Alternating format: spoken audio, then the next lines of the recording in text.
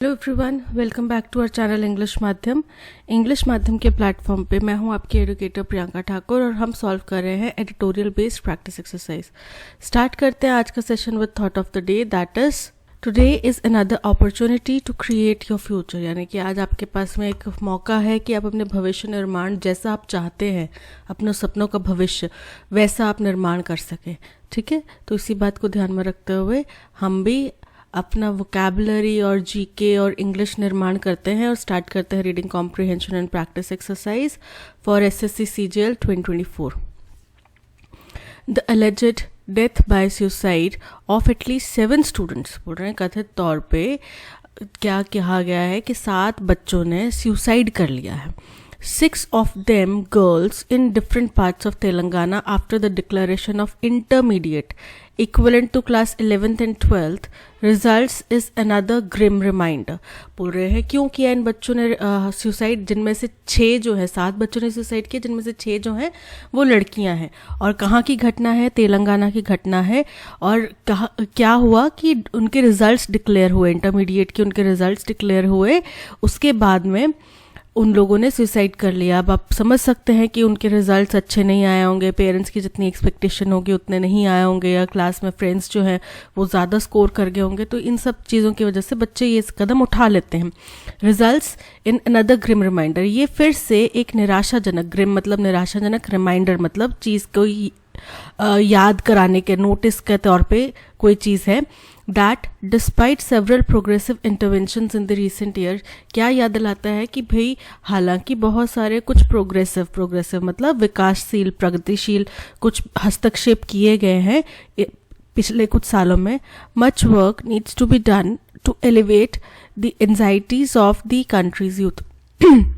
लेकिन अभी भी जो हमारे देश के युवा नौजवान पीढ़ी है उनके अंदर से जो एंजाइटी, चिंता, नर्वसनेस वाला जो भाव है, ठीक है, कि रिजल्ट खराब होएगा तो क्या होएगा, हाय मैं कहाँ जाऊँगा, मेरा क्या होगा, पेरेंट्स निराश हो जाएंगे, शर्मा जी क्या कहेंगे, है ना, ये सब जो चीज़ें हैं ये क्या करती हैं, इनको हमें कम करने, एलिवेट मतलब कम करने की अभी भी बहुत ज़्यादा ज़रूरत है और बहुत काम करने का इसमें स्कोप है।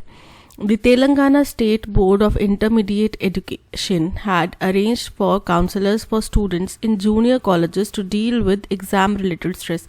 अब देखो ये सरकार ने कितना बड़ा कदम उठाया कि तेलंगाना के जो state board of intermediate education है उन्होंने काउंसलर्स की व्यवस्था करी थी जूनियर कॉलेजेस में, ताकि बच्चों को एग्जाम रिलेटेड जो स्ट्रेस होता है उससे वो निपट पाएँ, उससे वो जूझ पाएँ। State government representatives had also asked students to not be dejected by adverse results। बोल रहे हैं स्टेट गवर्नमेंट के जो रिप्रेजेंटेटिव्स हैं, नुमाइंदे हैं, उन्होंने बच्चों से ये भी रिक्वेस्ट करी, उनको समझाया, आश्वासन दिया, किसी भी तरीके से उनके दिमाग में ये बात बिठाने की कोशिश करी कि डिजेक्ट मतलब निराश, तो आप निराश नहीं हो। अगर रिजल्ट खराब भी आता है, बहुत ज़्यादा खराब भी आता है, तो भी आप निराश ना हो। And make use of the supplementary examination, और जो सप्लीमेंट्री एग्जामिनेशन का एक प्रावधान है आप उसका इस्तेमाल करें। मान लो कि आपके किसी सब्जेक्ट में बैक आ गई, बैक मतलब किसी सब्जेक्ट में आप फेल हो गए, ठीक है, नहीं क्वालिफाई कर पाए, पासिंग मार्क्स नहीं आए, या फिर किसी सब्जेक्ट में आपके मार्क्स कम आए, आप सप्लीमेंट्री एग्जाम दो, मार्क्स बढ़ा लो, राइट। तो उनने बच्चों को ये चीज़ें समझाने की कोशिश करी। However the loss of young life speaks of serious systematic shortcomings that can not be mitigated by reaching out to students just before the exam. लेकिन फिर भी ये जो युवा बच्चों ने, इतने नौजवान बच्चों ने अपनी आत्महत्या करी है, जान दी है, ये फिर से दर्शाता है कि हमारी जो कार्य प्रणाली है ना, जो सिस्टम है, उसमें कमियां हैं, और उनको आप केवल एग्ज़ाम से कुछ दिन पहले, कुछ महीने पहले बच्चों तक जाके ख़त्म नहीं कर सकते। उसके लिए आपको उनके पेरेंट्स को भी काउंटर करना पड़ेगा, उनके पेरेंट्स को भी समझाना पड़ेगा, बच्चों को ओवरऑल पूरे साल भर ये चीज़ समझानी पड़ेगी कि कोई बात नहीं, हम पूरे साल भर तो बच्चों के ऊपर प्रेशर बनाते रहेंगे कि नहीं, अगर नंबर अच्छे नहीं आए तो ये कॉलेज नहीं मिलेगा, वो कॉलेज नहीं मिलेगा, तुम्हारा भविष्य खराब हो जाएगा। और फिर एकदम एन मौके पे आके कोई बात नहीं बेटा, अगर नहीं तो वो एक दिन में आपने जो बोला उससे उसका साल भर का जो स्ट्रेस है वो ख़त्म नहीं होगा, ठीक है।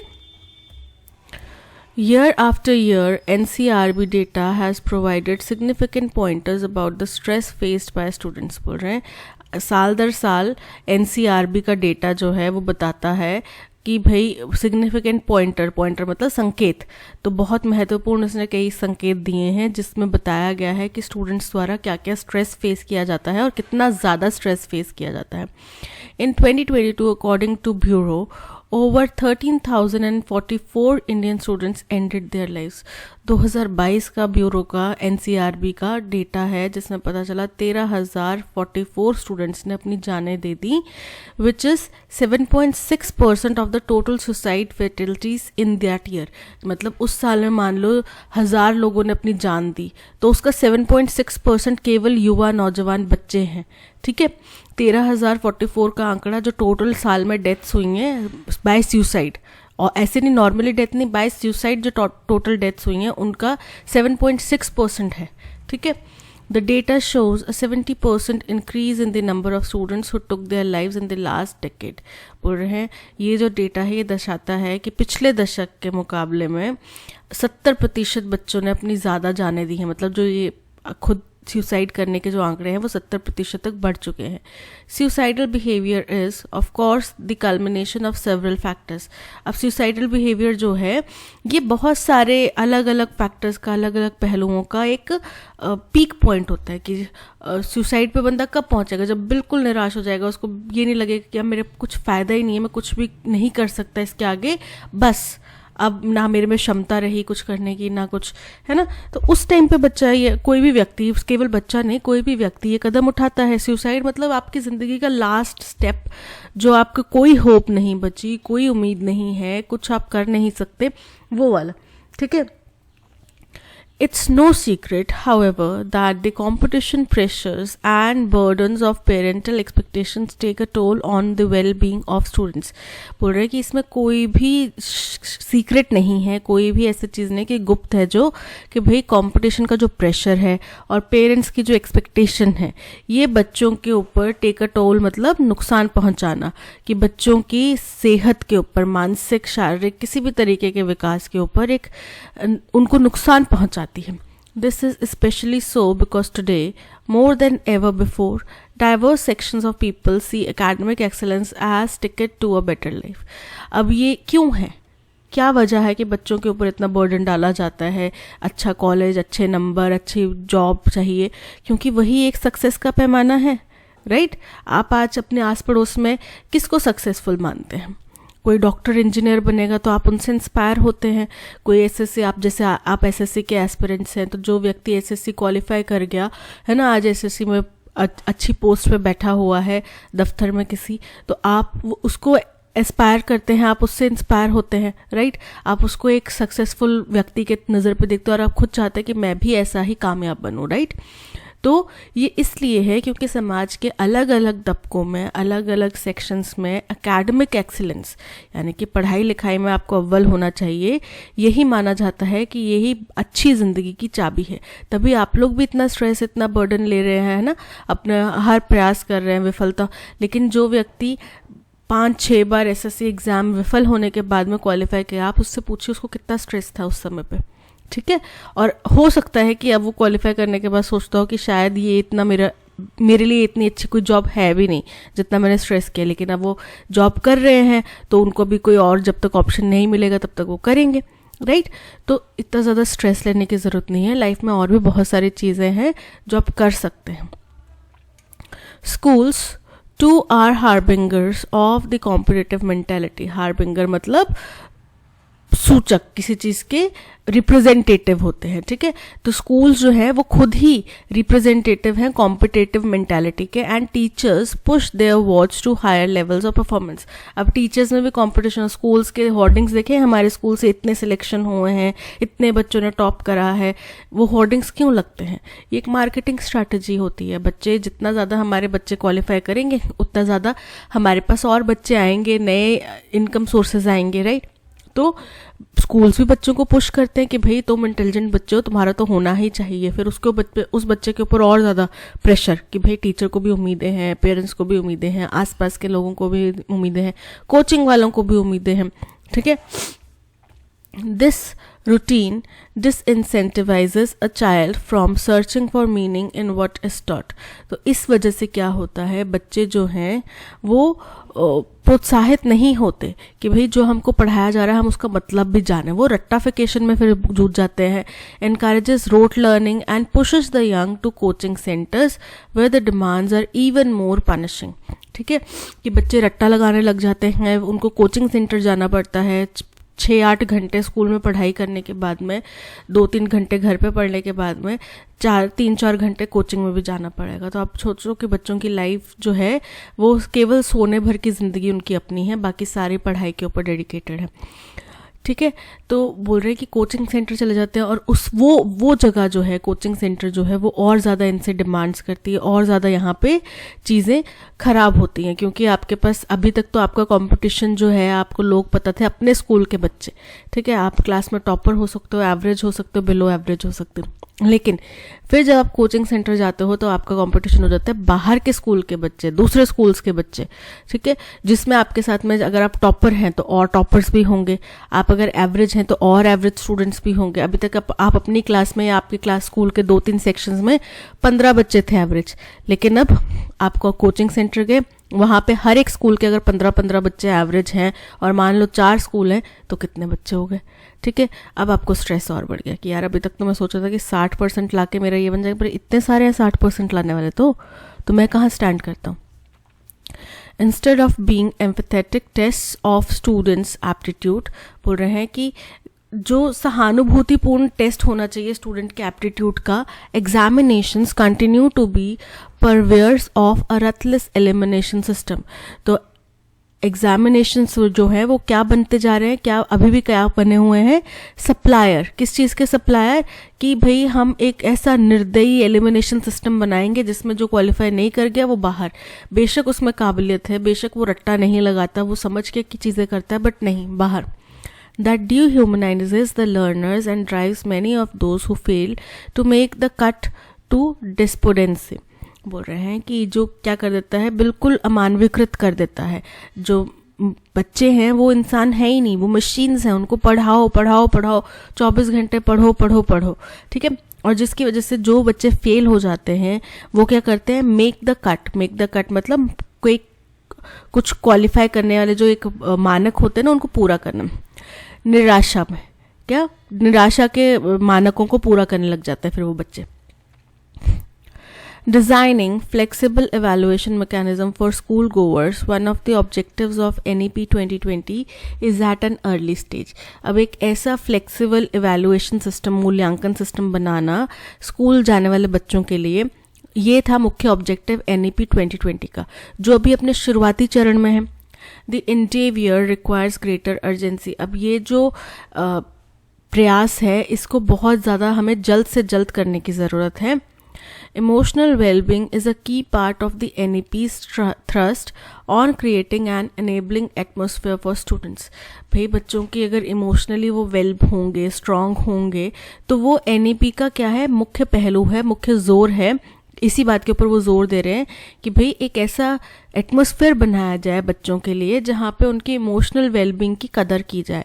ये नहीं कि वो कितना स्कोर करता है, कितने मार्क्स लाता है, उस चीज़ की कदर होने के बजाय वो इमोशनली स्ट्रांग है, या अगर वो इमोशनली वीक भी है तो हम उसको कैसे स्ट्रांग बना सकते हैं, क्या हम उसके लिए कर सकते हैं, ये सोचना ज़रूरी है। However, most schools today aren't equipped to recognize a cry for help। लेकिन आज के दौर के जो ज़्यादातर स्कूल्स हैं, cry for help मतलब जो मदद की पुकार है, वो बच्चों की जो मदद की पुकार है, गुहार है, उसको पहचान ही नहीं पाते। ठीक है, round the year support systems that enhance the resilience and coping skills of students.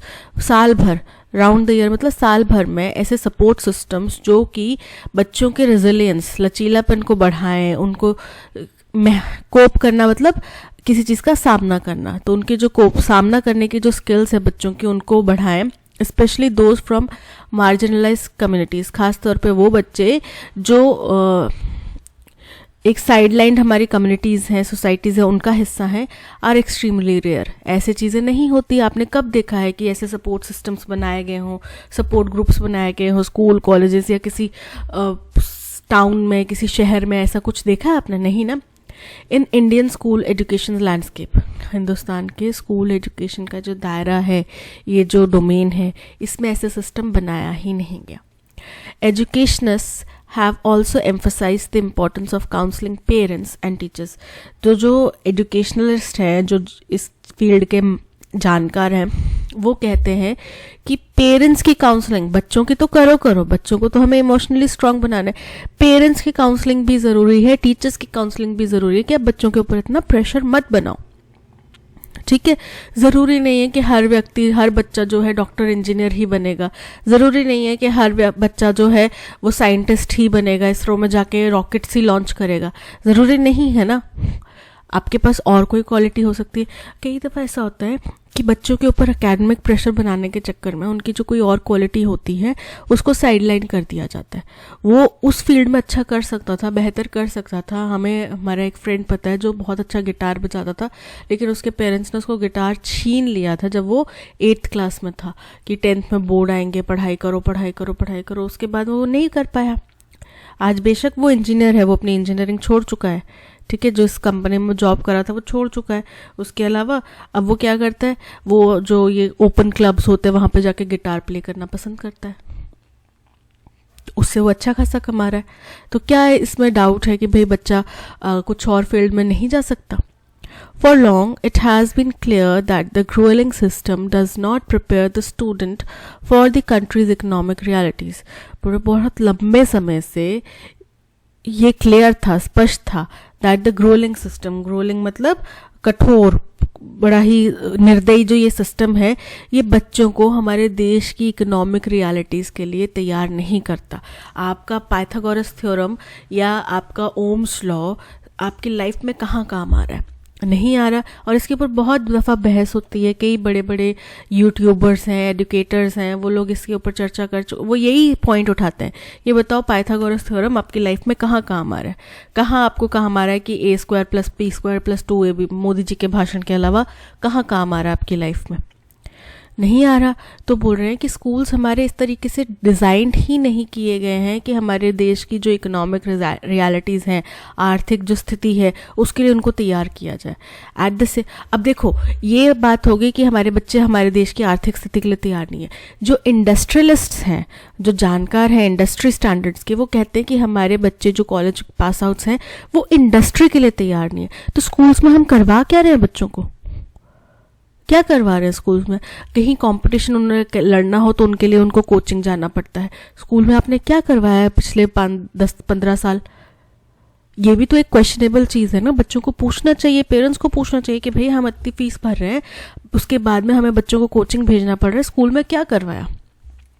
At the same time, the expansion of the economic pie hasn't kept pace with the rise in aspirations. बोल रहे हैं कि ये जो विस्तार हुआ है economic पाई, मतलब इकोनॉमी में इसके जो हिस्सा है, एजुकेशन सिस्टम का जो भागीदारी है, इसका जो बढ़ोतरी हुई है, ये जो विद्यार्थी हैं, जो एस्पिरेंट्स हैं, उनके जो महत्वाकांक्षाएं हैं, उनकी जो इच्छाएं हैं, उसके साथ में मेल नहीं खाती. जिस गति से उनकी महत्वाकांक्षाएं, उनकी इच्छाएं और एस्पिरेंट्स का नंबर बढ़ रहा है, उस हिसाब से हमारा एजुकेशन सिस्टम में डेवलपमेंट नहीं हो रही.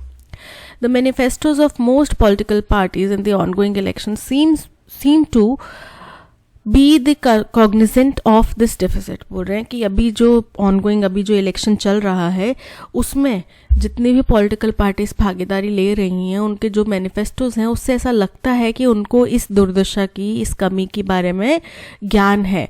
कॉग्निसेंट मतलब नॉलेज है, अवेयरनेस है.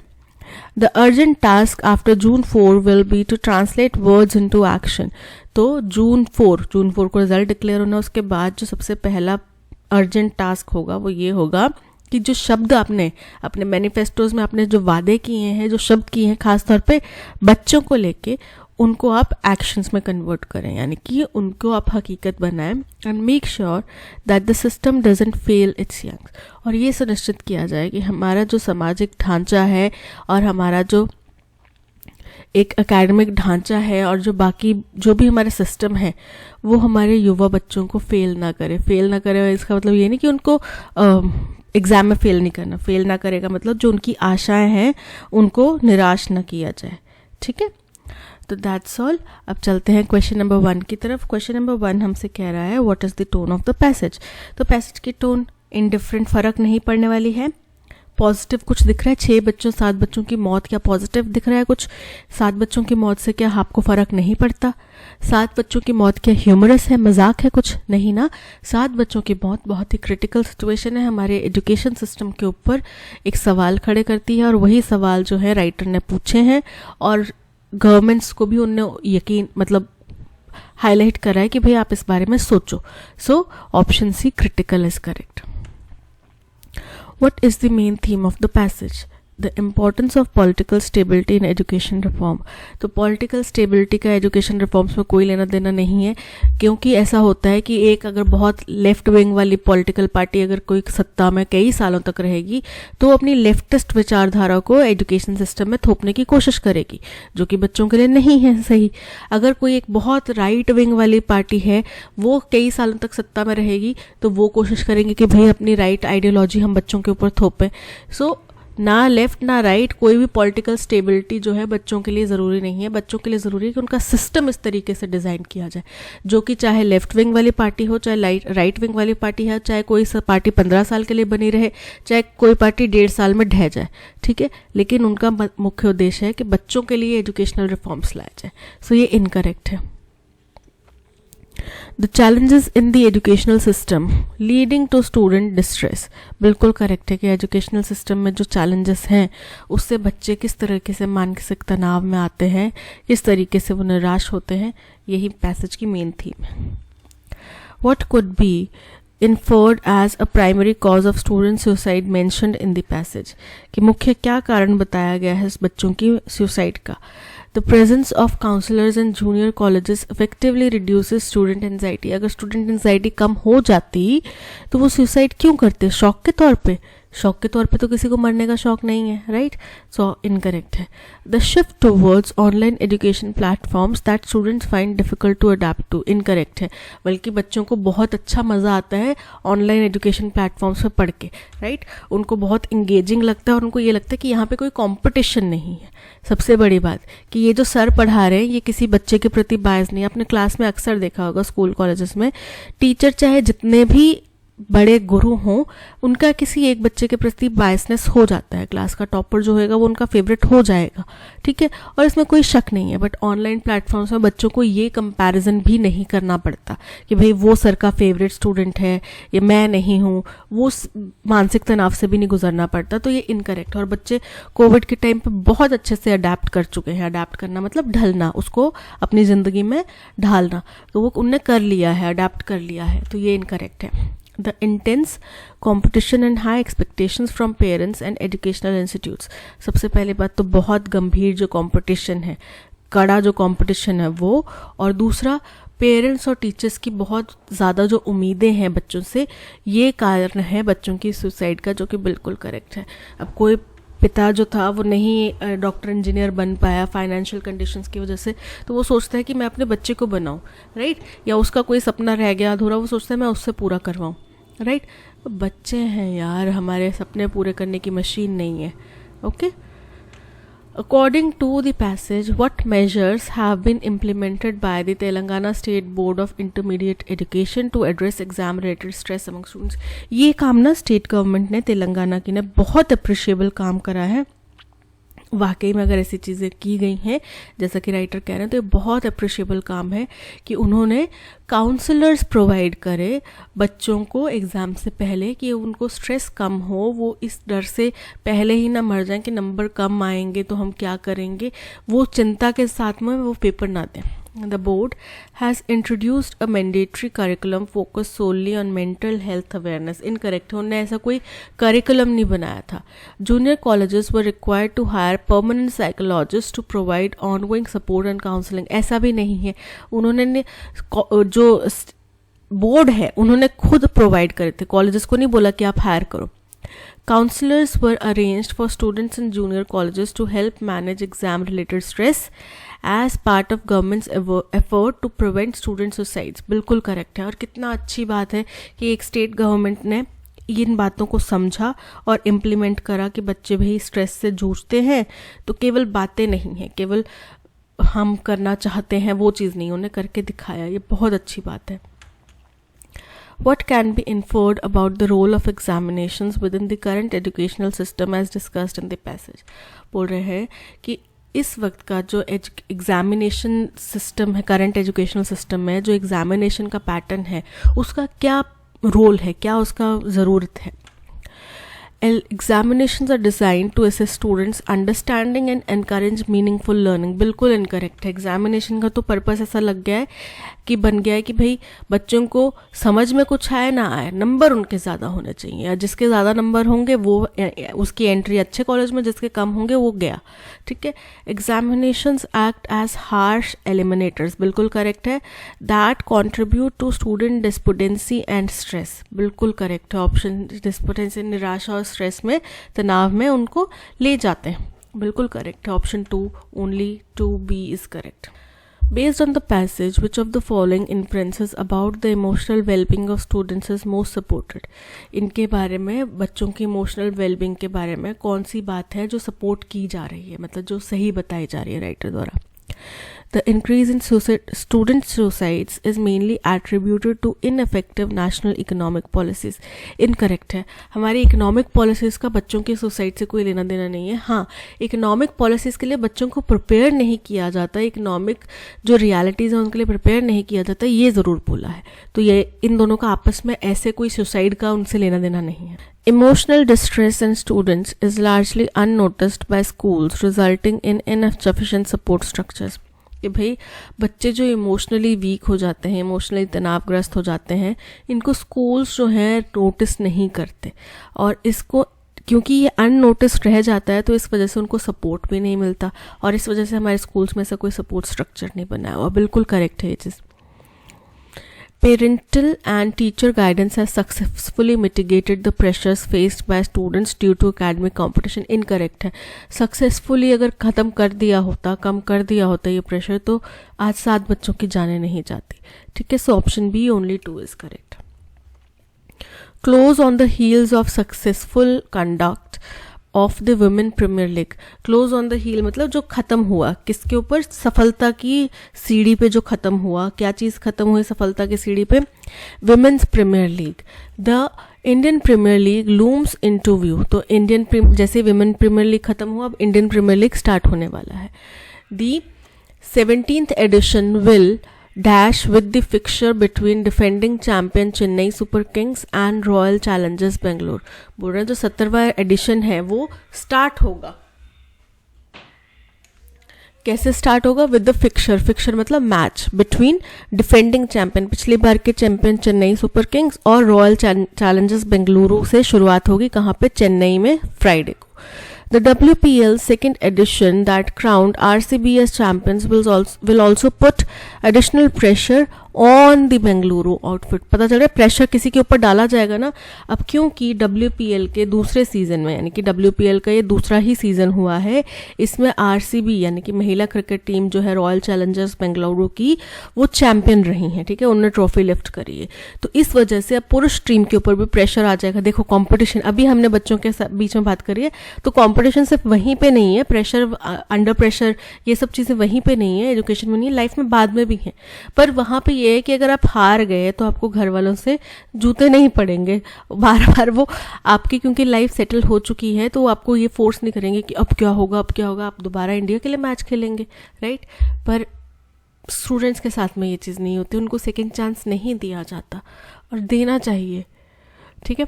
तो बोल रहे हैं कि उनके ऊपर क्या हो जाएगा? प्रेशर बन जाएगा. किसके ऊपर? द बेंगलुरुस आउटफिट्स मेल, मतलब जो मेल यूनिट है, पुरुष टीम है बेंगलुरु की, उसके ऊपर प्रेशर बन गया है.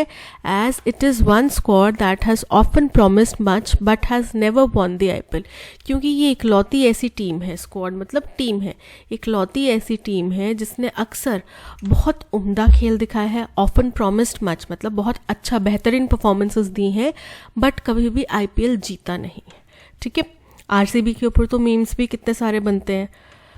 Meanwhile, CSK, a blue chip team in the leagues. Blue chip team मतलब बहुत ही नायाब टीम जो पहले चैंपियन रह चुकी है. ठीक है. तो Meanwhile CSK जो कि इस लीग में बहुत ही एक ब्लू चिप टीम है, would ride on MS Dhoni's astute leadership and his ability to stay relevant as an athlete. Astute मतलब नायाब, बहुत ही उम्दा, सोच समझ के चलने वाला। तो एम एस धोनी के कंधों के ऊपर चलेंगे, उनकी लीडरशिप के कंधों के ऊपर, जो कि बहुत सूझबूझ वाली है, और जो उनकी काबिलियत है कि आज जब इवन आफ्टर क्लॉकिंग 42 समर्स, यानी कि 42 की उम्र होने के बाद भी वो आज के दौर में भी एक ऐसे एथलीट हैं जो रेलेवेंट है, ठीक है, यानी कि 42 की उम्र होने के बाद भी वो इस वक्त भी क्रिकेट को बहुत अच्छा गेम दे रहे हैं। Dhoni in T20s and England's James Anderson who is dash his wars in tests while being 41। Dhoni के T20 में और इंग्लैंड के जेम्स एंडरसन जो कि क्या कर रहे हैं, who is dash his wars, wars मतलब जो भी उनका गेम है उसको डिलीवर कर रहे हैं, उसको पुट कर रहे हैं। wars मतलब आपका गेम, आपकी जो क्वालिटी है उसको कहाँ पे, टेस्ट में उसको टेस्ट कर रहे हैं, while being, वो भी 41 ईयर्स के हैं। Dash the progress in the modern day fitness and sports medicine. तो ये दर्शाता है ना, इंडिकेट्स द प्रोग्रेस हो सकता है, दर्शाता है कि मॉडर्न डे फिटनेस और स्पोर्ट्स मेडिसिन में कितना प्रोग्रेस हो चुका है। As with the two cricketers the IPL has found a way to march ahead. अब इन दोनों क्रिकेटर्स के साथ में IPL ने एक तरीका ढूंढ लिया कि वो आगे बढ़े, बी इट जनरल इलेक्शंस और कोविड-19 पैंडेमिक, यानी कि देश में हालात चाहे किसी भी चीज़ के हों, IPL हमें एक आगे बढ़ने का मौका देता है, आगे बढ़ने का, आगे की तरफ बढ़ने का नज़रिया देता है। चाहे कोरोना टाइम था, उस टाइम पे भी IPL की वजह से लोगों के मन में थोड़ा सा एक इंटरेस्ट जगा कि हाँ ज़िंदगी अभी ख़त्म नहीं हुई। और सेम गोज़ विद अभी जनरल इलेक्शंस चल रहे हैं, उस टाइम पे IPL चल रहा है, तो कि इलेक्शन से हमारी ज़िंदगी रुक नहीं जाती, और केवल इलेक्शन ही नहीं है देश में, हो गए इलेक्शन, अब हमें आगे बढ़ने की ज़रूरत है, ये चीज़ वो दर्शाते हैं। The league's management was quick to shift routes to South Africa और the United Arab Emirates। बोल रहे हैं कि लीग की जो मैनेजमेंट थी उनने बहुत आनन फानन में जल्दी से ही जो उनके रूटीन्स होते हैं ना कि भाई इस तारीख को इधर मैच होएगा, इधर मैच होएगा, उनको शिफ्ट कर दिया साउथ अफ्रीका और यूनाइटेड अरब अमेरिट्स में, UAE में।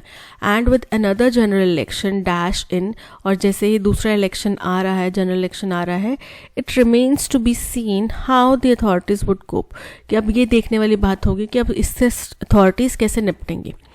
Matches have been listed till April 7, 7 अप्रैल तक के मैचेस की लिस्ट तैयार होगी कि कौन से स्टेडियम में कहाँ पे क्या खेला जाएगा। Even as the remaining league stretches deep into May, बल्कि जब ये तो आधे कुछ मैचेस की लिस्ट है, क्योंकि मैच इस लीग के जो मैचेस हैं वो मई महीने तक होने हैं, ठीक है, तो अभी वो बाकियों की डेट आई नहीं है, 7 अप्रैल तक की आई है। The 17th edition will dash with the fixture between defending champions Super Kings, Chennai Super Kings and Royal Challengers Bengaluru at the Chennai on Friday। सबसे पहला है कंसीव मतलब किसी चीज़ का जन्म होना, चाहे कोई विचार हो, योजना हो, उसका कंसीव होना, जन्म होना, उसका उपज होना। एसेंस मतलब उसका जो बेसिक मुख्य गुण है, मुख्य धारणा है। कमेंस मतलब शुरुआत होना। एंड्योरेंस मतलब सहनशीलता। तो 17th एडिशन जो है कंसीव नहीं होगा, एसेंस नहीं होगा, एंड्योरेंस नहीं होगा, क्या होगा, कमेंस, उसकी शुरुआत होगी ना, so option C commence is correct. The WPL second edition that crowned RCB as champions will also put additional pressure on किसी चीज के ऊपर प्रेशर डाला जाता है ना, तो pressure on the Bengaluru's outfit male unit, यानी कि उनके पुरुष टीम के ऊपर भी प्रेशर आ जाएगा, उनके पुरुष टीम के ऊपर भी कंपटीशन में बने रहने का तनाव आ जाएगा। Dhoni in T20s and England's James Anderson who is dash his wars in test। प्लाइंग मतलब किसी चीज़ को कंटिन्यूस फॉर्म में करते रहना, तो वो अपने जो भी गुण है, जो भी क्वालिटी है, उसको परखते रह रहे हैं, कंटिन्यूसली परख रहे हैं 41 की एज में भी। पेन मतलब किसी चीज़ को आप बहुत ज़्यादा मेहनत से, सावधानी से कर रहे हैं। गाइडिंग दिशा निर्देश देना, किसी का नेतृत्व करना। फोल्डिंग मतलब किसी चीज को समेटना, तो यहाँ पे वो निरंतर उसको टेस्ट कर रहे हैं, so plying is correct. Dhoni plying his wares in test while being 41 dash the progress. Wrestles मतलब कुश्ती करना। जेस्चर्स मतलब कोई इशारा करना। डिपॉजिट मतलब जमा करना, और हाईलाइट मतलब रेखांकित करना, तो ये रेखांकित करता है जो तरक्की की गई है उसके लिए, तो उसकी तरफ, ठीक है, so option D highlight is correct. The league's management was quick to shift route to South Africa or United Arab Emirates, and with another general election dash in, दूसरा जनरल इलेक्शन क्या कर रहा है?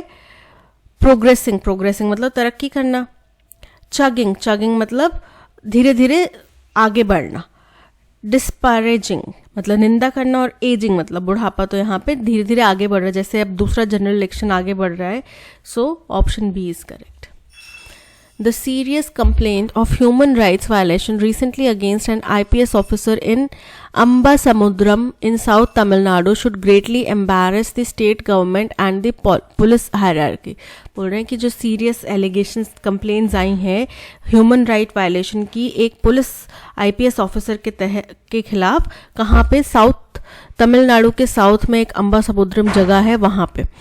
तो ये शर्मसार करने वाली है स्टेट गवर्नमेंट को भी, और जो पुलिस के सीनियर होंगे, ऑफिशियल्स होंगे, उनके लिए भी ये शर्मसार करने वाली घटना है।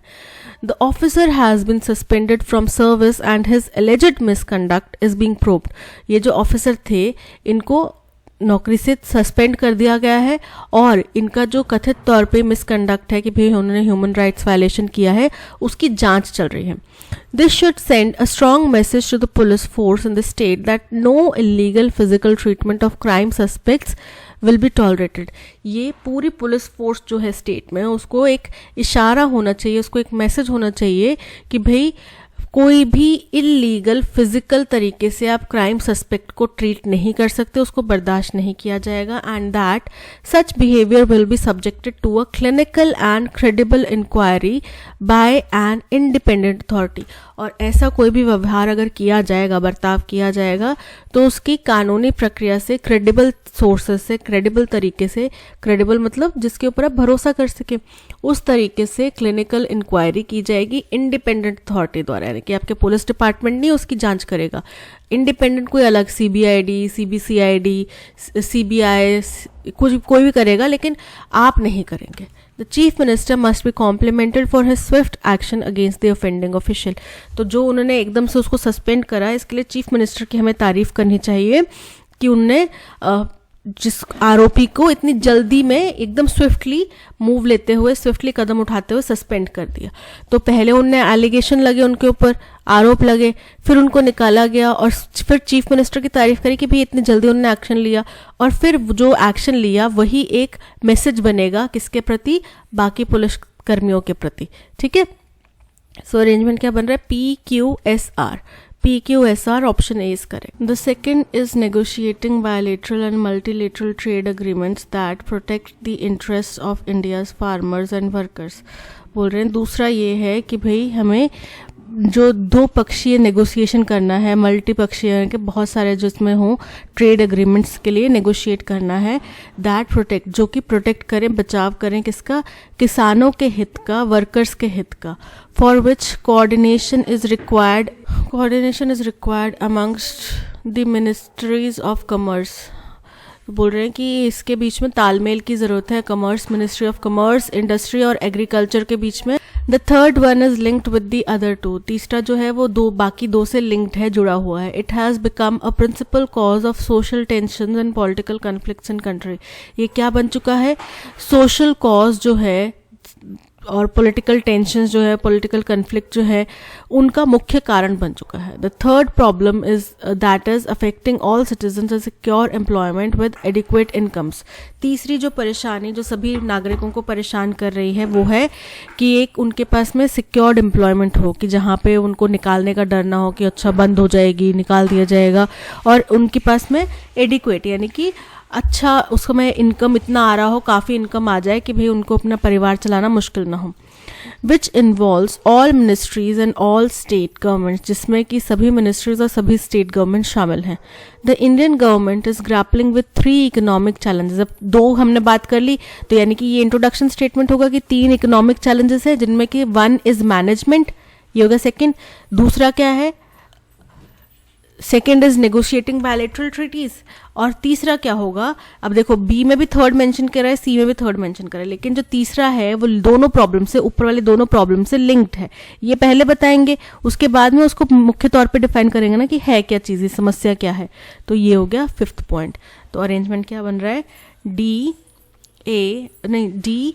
E A B C, D E A B C, option B is correct. The seemingly innocuous act of consuming salt. Innocuous मतलब बड़ा हल्का सा लगता है ना, आमतौर पे साधारण सा लगता है. क्या लगता है साधारण, कि भैया हम सॉल्ट कंज्यूम कर रहे हैं, क्या बड़ी बात है, सॉल्ट खा रहे हैं, हमारे सब हर दाल सब्जी में सॉल्ट डला होता है. Can have dangerous repercussions when taken in excess. पर इसके बहुत गंभीर परिणाम, दुष्परिणाम देखने मिल सकते हैं अगर इनको हम बहुतायत में खाएं तो. The dangers often learn undetected. इसके जो खतरनाक हिस्से होते हैं, जो डेंजर होता है, वो अक्सर अनडिटेक्टेड, मतलब इसके बारे में डिटेक्ट नहीं किया जा सकता, मतलब उसके बारे में जांच नहीं होती. अक्सर वो बिना जांच के ही रह जाता है. और कब पता चलता है, जब बीपी बहुत ज़्यादा हाई हो जाएगा, शुगर बहुत ज़्यादा हाई हो जाएगा, तब पता चलता है. Warranting urgent attention and a revaluation of our dietary choices. जिसके वजह से हमें क्या ज़रूरत है कि हम इमीडिएटली ध्यान दें, हम क्या खा रहे हैं, हमारी प्लेट में क्या है, हमारे पेट में क्या जा रहा है, हम उस चीज़ के ऊपर ध्यान दें. और हमारे जो डाइटरी चॉइसेस हैं, क्या क्या हम खा रहे हैं, उनके ऊपर पुनर्विचार करें. Excessive sodium intake contributes to rise of hypertension. अगर हम ज़रूरत से ज़्यादा सोडियम मतलब नमक खाते हैं तो इससे हाइपरटेंशन हो सकता है, हार्ट डिजीज हो सकते हैं, स्ट्रोक होने के चांसेस हो सकते हैं. An average Indian sodium consumption is more than double this physiological need and dramatically exceeds the World Health Organization's recommended daily intake of less than 5 gram of salt for adults. बोल रहे हैं कि आम तौर पे एक जो हिंदुस्तानी है वो जो सोडियम कंज्यूम करते हैं, जो हमारी फिजिकल रिक्वायरमेंट है बॉडी की, फिजिकल सोशल मेंटल रिक्वायरमेंट है बॉडी की, उससे ज़्यादा है, उसका डबल है. और जो WHO रिकमेंड करता है उससे तो बहुत ही ज़्यादा बड़ा नंबर है. WHO 5 ग्राम से भी कम सॉल्ट इंटेक पूरे दिन भर में, एक सब्जी में नहीं, पूरे दिन भर में 5 ग्राम से भी कम सॉल्ट एडल्ट्स के लिए रेकमेंड करता है. लेकिन हम लोग इंडियन दाल मखनी, बटर चिकन सब खा रहे हैं, राइट, पिज़्ज़ा खा रहे हैं, बर्गर खा रहे हैं, उसमें भी अलग से सॉल्ट पेपर ये सब चीज़ें डाल के खा रहे हैं, तो सॉल्ट इंटेक हमारा बहुत ज़्यादा है. सो फर्स्ट स्टेटमेंट क्या हो गया कि जो आमतौर पे साधारण सा लगता है काम, वो भी बहुत डेंजरस हो सकता है. क्यों? क्योंकि अगर एक्सेसिव सोडियम खाया तो हार्ट, स्ट्रोक, डिजीज़, हाइपरटेंशन, इन सब चीज़ों के बारे में ज़्यादा खतरा हो सकता है. तो और ये जो डेंजर है, ये जो खतरा है, ये अक्सर हम इसको डिटेक्ट भी नहीं कर पाते. तो फाइनल क्या बच गया कि भाई आमतौर पे हिंदुस्तानियों को जितना खाना चाहिए हम उससे ज़्यादा सोडियम इंटेक करते हैं, जो हमारी बॉडी रिक्वायरमेंट से भी ज़्यादा है और WHO के स्टैंडर्ड से भी ज़्यादा है. तो अरेंजमेंट बन रहा है ACBD. ACBD, option D is correct. The event is a cramped in a cramped space was totally bizarre in my view. cramped space मतलब बहुत भरी सी, छोटी सी जगह, कंजस्टेड सी जगह. तो इस इवेंट को एक बहुत कंजस्टेड सी जगह में बना करना, ये बहुत ही बेकार, बड़ा ही अजीब आइडिया था मेरे ओपिनियन से. तो हमने को बिजार का सिनोनिम बताना है. बिजार मतलब अजीब, यूजुअल मतलब जो आमतौर पे होता है, कस्टमरी वही चीज़ आमतौर पे जो हम करते हैं, हमारा कस्टम है ये चीज़ करना, ठीक है. या फिर ऑड मतलब अजीब, नॉर्मल मतलब जो आम तौर पे होता है. तो यहाँ पे सिनोनिम क्या बन गया, odd, option C is correct. While negotiation. अच्छा, यहाँ पे 4 स्टेटमेंट्स गिवन हैं, जिसमें एक स्टेटमेंट में सभी स्पेलिंग जो है करेक्ट है, बाकी में कुछ ना कुछ एरर है. तो हमें वो स्टेटमेंट ढूंढ के निकालना है, उसको करेक्ट टिक करना है. वाइल के स्पेलिंग करेक्ट है, द नेगोशिएशंस के स्पेलिंग इनकरेक्ट है. क्या होते हैं नेगोशिएशंस के spelling? NEGOTIATION. Negotiation process was complex and at times contentious. The two sides ultimately reached a mutually beneficial agreement. देखो अग्रीमेंट की स्पेलिंग भी गलत है, डबल जी आ रहा है, ठीक है, डबल जी नहीं आएगा. While the negotiations process was complex and at times contentious, the two sides ultimately reached a mutually beneficial agreement. B correct है. अब C में देखते हैं, while the negotiation process was complex and at times contentious. contentious के spelling incorrect है. क्या आता है? T आता है C की बजाय. The two sides ultimately reached a mutually beneficial agreement. बाकी correct है. While the negotiation process was complex and at times contentious, the two sides ultimately reached mutually beneficial agreement. ठीक है, so option B is correct. फ्रुगैलिटी का मतलब होता है जो हम कम खर्च करते हैं ना, कि भाई हमें इतना ज़्यादा नहीं खर्च करना, हम थोड़ी चीज़ में काम चला लेंगे, वो होता है फ्रुगैलिटी। अब इसका एंटोनिम क्या होगा? कोई बहुत ज़्यादा खर्चा करता है। पार्सिमनी का मतलब होता है कंजूसी। एक्स्ट्रावेगेंस मतलब फिजूल खर्ची। प्रोविडेंस मतलब परमात्मा। और इकोनॉमी मतलब अर्थशास्त्र। तो यहाँ पे option B extravagance is correct. Moti has thrown the balls. Moti ने बॉल्स फेंकी। पैसिव वॉइस में द बॉल्स हैज का क्या बन जाएगा? हैव बीन थ्रोन बाय मोती। ठीक है, द बॉल्स हैव क्यों बनेगा? क्योंकि बॉल्स है, प्लूरल है, तो प्लूरल आएगा। The balls have been thrown by Moti. Option B is correct. Since the storm knocked in the power. आप स्टॉर्म की वजह से पावर क्या चलेगी? पावर चली गई, आपके घर की बिजली चलेगी। तो knocked out the power. Knocked out होता है, नॉक्ड इन नहीं होता। क्या होता है? नॉक आउट करना। नॉक आउट मतलब डिस्ट्रॉय करना, डैमेज करना, खराब करना, राइट। तो क्योंकि तूफान की वजह से लाइट जो है, पावर जो है जा चुकी थी, we have been using candles to light our homes. तो हम कैंडल्स का इस्तेमाल कर रहे हैं अपने घर को रोशनी देने के लिए। No substitution required. The storm knocked out the power. Option B is correct. Gitika spoke a lot about her movie, however it came to nothing in the theaters। बोल रहे हैं गीतिका ने अपनी मूवी के बारे में बहुत बातें करी, बहुत प्रचार प्रसार करा उसका, बहुत अरे मैंने तो ये ऐसी इतनी अच्छी मूवी है, इतने अच्छा सब कुछ है, लेकिन थिएटर्स में वो कुछ खास कर नहीं पाई, यानी कि थिएटर्स में वो धुआं हो गई। So to give the devil his dues, to get into hot waters, to dig the grave, to end in smoke. Option D is correct. Raima takes her classes very attentively.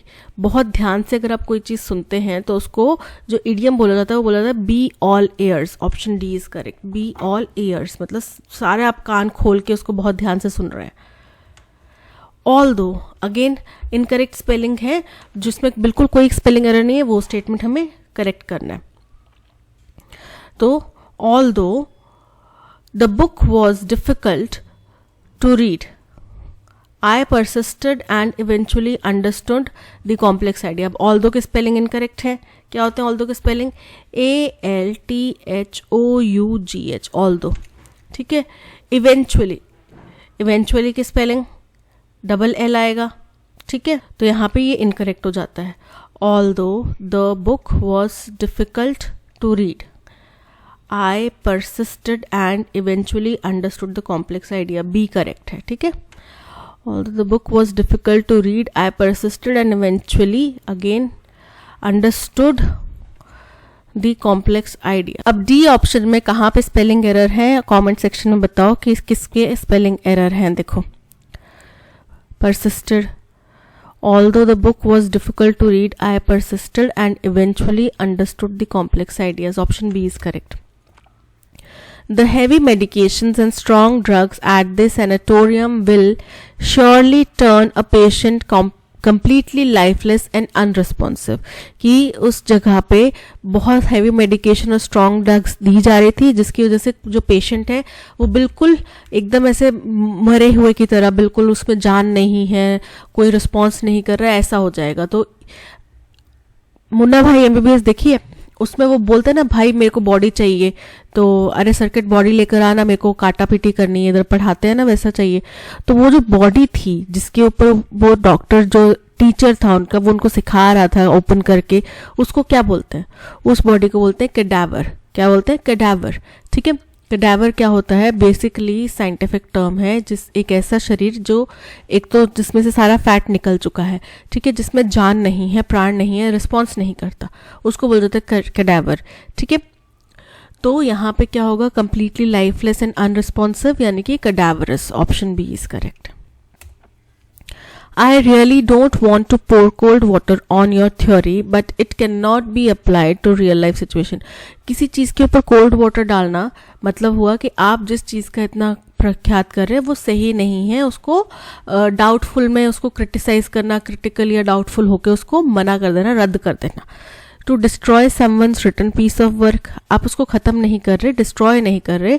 To take revenge on someone incorrect है। To be critical और doubtful of a plan that someone is excited about. Option C is correct. कोई व्यक्ति बोल रहा है कि हम ऐसे कर लेंगे, ऐसे करेंगे, आप बोलो ठंड रखो, जो तुम बोल रहे हो ना वो होना पॉसिबल नहीं है, हम नहीं कर पाएंगे, ये ऐसे ऐसे सीज़न चल रहा है, इस सीज़न में हम गर्मियों के कपड़े बेच नहीं पाएंगे, ऐसे कुछ भी आप जो भी प्लानिंग बना रहे हैं, ठीक है, उसके बारे में, लेकिन आप उसको प्रैक्टिकली समझा रहे हैं। वो तो ख्याली पुलाव बना के खुश हो गया कि मैं एसएससी का एग्ज़ाम क्वालिफाई कर लूँगा, मैं ये गाड़ी लूँगा, वो गाड़ी लूँगा। आप बोलो ठंड रख, पढ़ तो ले, पहले मॉक टेस्ट दो, एग्ज़ाम क्वालिफाई करो, उसके बाद जो करना होगा करना, अभी से उन सपनों में खो के अपना टाइम वेस्ट मत करो। So option C is correct. In most organizations there are predators who take advantage over the meek ones. Predators कौन होते हैं? जो दूसरे को अटैक करके दूसरे को खाते हैं, दूसरे के ऊपर डिपेंडेंट होते हैं अपने खाने के लिए, जीवन अर्पण के लिए, ठीक है। तो बोल रहे हैं कि इसका हमें सिनोनिम बताना है। तो बहुत सारी ऑर्गेनाइजेशंस ऐसी हैं जिसमें कई ऐसे लोग होते हैं जो कमज़ोर लोगों के ऊपर, अपने से निचले वाले के ऊपर अपना सारा गुस्सा, आरोप, कमियां उनके ऊपर थोप देते हैं, यानी कि उनको प्रेडेटर के तौर पे वो क्या करते हैं, उन लोगों के ऊपर अपना निर्भर कर रहे हैं, ठीक है। सपोर्टर्स प्रेडेटर्स का सिनोनिम नहीं है। फिलैंथ्रोपिस्ट भी नहीं है। फिलैंथ्रोपिस्ट का मतलब होता है कोई परोपकारी व्यक्ति, बेनिफैक्टर, उपकारी। और एक्सप्लॉइटर मतलब जो दूसरे का शोषण करता हो। So option D exploiter is correct. That's all, आज के सेशन में इतना ही। Thank you so much for watching. अगर कंटेंट पसंद आया हो तो लाइक, शेयर और सब्सक्राइब ज़रूर कीजिएगा। मिलते हैं नेक्स्ट सेशन में। Till then keep learning and keep practising. Bye bye.